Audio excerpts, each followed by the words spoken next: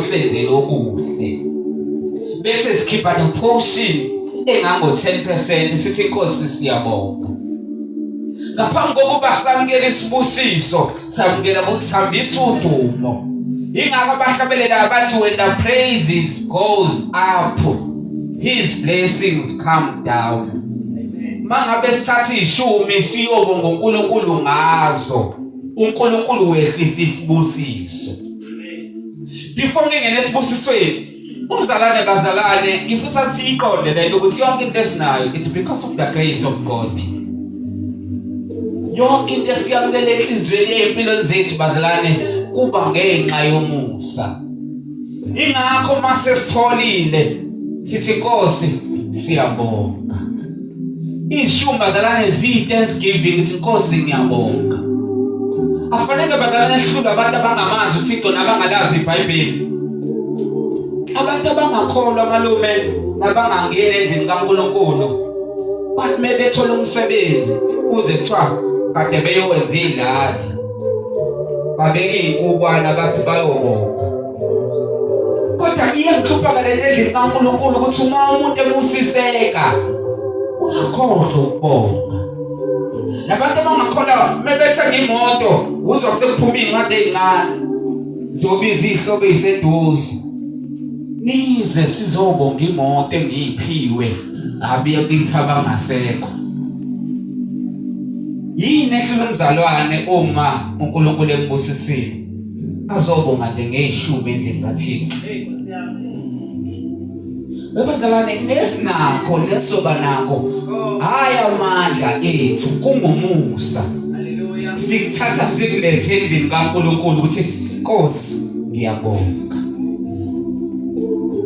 Ishumi zukubonga.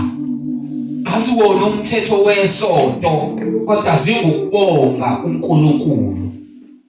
Awukho umthetho othi wena ngoba usungene la lethu 10% wakho cha.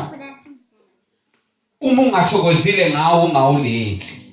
Lithi sikaNkulunkulu bazalane into esiyenza uthando longekho. Sifana nje nabantu abayibangela umsindi. Futhi siphola ishumi kuleli sonto sizangamameli uma umuntu engafuni noma engathandi enhlizweni yakhe. Kodwa laba baqondayo ukuthi into abanazo it's because of grace bathi sizobonga sizozamukela. Number 2 ngeshumi sibonga uNkulunkulu bese uNkulunkulu uyabusisa. Cela ufundela sisanele la sikhuluma ngale nto kaNkulunkulu eyanikela ngeshumi. Uthini uNkulunkulu uma isinikelile? Genesis 15 uverse 1 wakhona. Uthini uNkulunkulu? Incwadi kaGenesis 15 uverse 1 wakhona.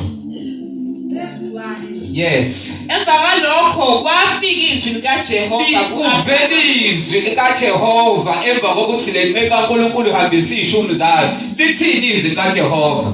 Lithi ungesabi Abraham. Ngiyisihlangu sakho.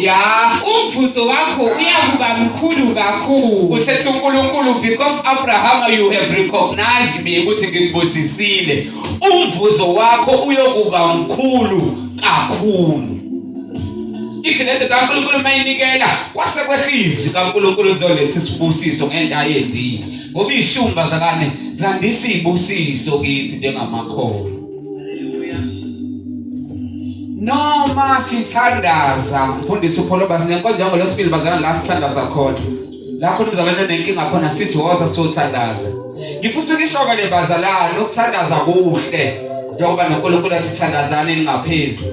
Kodwa ezinye izinto zikaNkulunkulu silanda ngomnikelo nangengcebe endlini kaNkulunkulu.